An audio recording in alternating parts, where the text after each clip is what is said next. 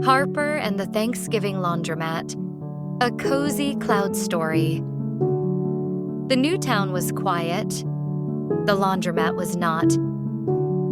Inside, round washer windows spun like little moons. Dryers glowed in soft circles, gold in the drum, silver on the door. The open sign buzzed a friendly red. Lint floated through sunbeams like tiny snow.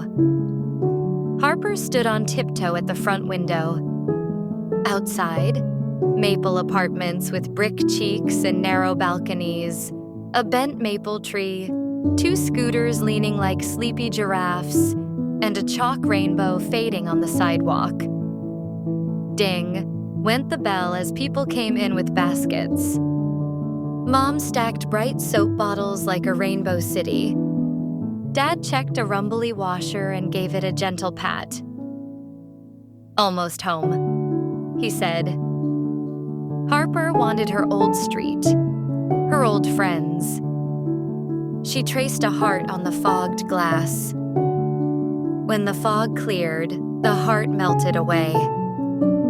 All week she learned the room's music. Swish, spin, click, fold. A cozy song made of work and warmth.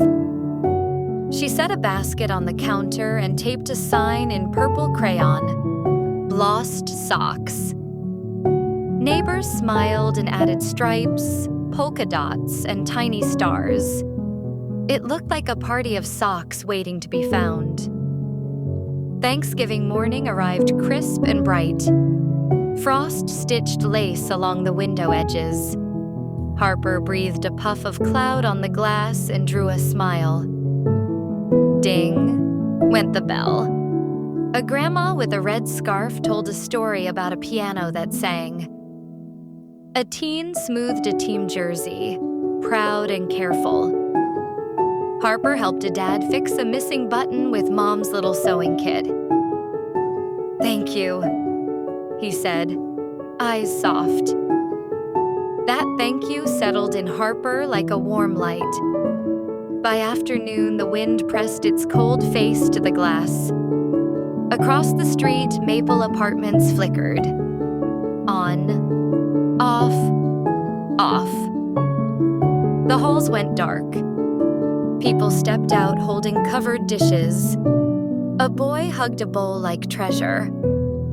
Someone whispered, "No oven." Another sighed, "No stove." Dad checked the breaker. "We're fine." Dryers hummed, steady, bright and warm. Harper looked at their glowing, whirling circles, then at the dark windows across the street. "What if we eat here?" she said. "All of us." Mom paused, then smiled, bright as a dryer light. Dad nodded. "If we do it kind."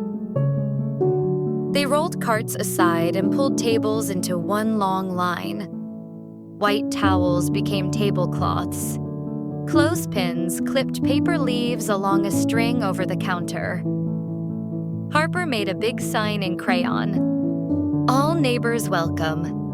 Mr. Ortiz, the bus driver, arrived first with a steaming pan. "Tamales," he said, cheeks pink from the wind. Ms. June from the bakery brought bread that smelled like hugs. The college student carried soup in a silver pot. The twins marched in with napkins like little flags. More neighbors crossed the street with careful hands and hopeful faces. Chairs scraped. Plates clinked. Someone set a vase of wildflowers between 2 soap towers. The lost sock basket watched like a friendly guest. Harper poured hot water for tea and cocoa. She carried cups to an older woman and her grandson. "Bless you," the woman said, patting Harper's hand. Harper felt the warm light return, brighter this time. They called it a potluck without a plan. Children drew turkey hands on old receipt paper.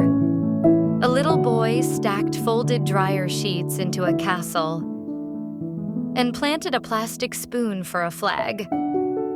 Dad found a radio station soft and happy. Feet tapped, shoulders dropped. Laughter bubbled like a gentle boil. Stories traveled around the table like passing bread. "Try this one," said Ms. June, offering honey butter. "Take the shortcut by the park," said Mr. Ortiz.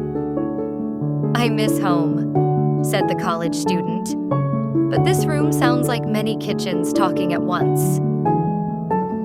Harper watched Mom refill cups and tuck extra forks beside plates. She watched Dad carry chairs to a late-arriving family. "Thank you," people said, again and again. The hum in Harper's chest matched the hum in the room. Steady as a heartbeat, soft as a song. Across the street, the power blinked back. Bright, then steady. No one rushed away. Bread still steamed. The long table shone under the dryer glow. Dad lifted his paper cup. "To neighbors," he said. "Old, new, and just met." The teen grinned. "Let's say one thing we're thankful for." Around the table they went. "Warm socks," said the grandma with the red scarf. "A friend who calls back," said the teen. "The bus that keeps rolling," said Mr. Ortiz. "Bread with butter," said Miss June. "A seat at the table," said the twins together. "Light when you need it," said the college student. Harper touched the paper leaf garland. "I'm thankful for a room that hums," she said, "and for a door that opened tonight." Mom's hand squeezed her shoulder. Dad's smile reached his eyes. Night deepened. Plates emptied. Goodbyes were slow and warm at the door. Before folks left, Harper helped pack little to-go plates. One for the building super, two for a neighbor on the third floor with a cough, another for the quiet man who fed the alley cat. At last, the bell rested. Machines clicked to sleep. Harper and her parents wiped tables and folded the towel tablecloths. They laid the paper leaf garland along the counter like a small forest path. The lost sock basket leaned by the register, a polka dot toe peeking out like it wanted to stay. Outside, Maple Apartments glowed window by window. The twins waved their napkin flags from a balcony. Ms. June turned off her bakery sign with a tired, happy sigh. The street felt stitched together, porch to door, face to face. Harper stood in the doorway and listened. The laundromat still sang. Swish, spin, click, fold. The same cozy music, but now it sounded bigger. It sounded like home. "Home," Harper said. Dad nodded. Mom smiled. They flipped the sign to closed. The glass held their reflections for a breath, then gave them back to the night. Somewhere down the block, someone laughed. A dog barked twice and settled. The wind lifted the awning in a little wave. On the walk to their car, Harper slipped a clean dryer sheet into her pocket. She'd drawn a tiny heart on it earlier. This time, it didn't disappear. She didn't need a crown. She didn't need her name in lights.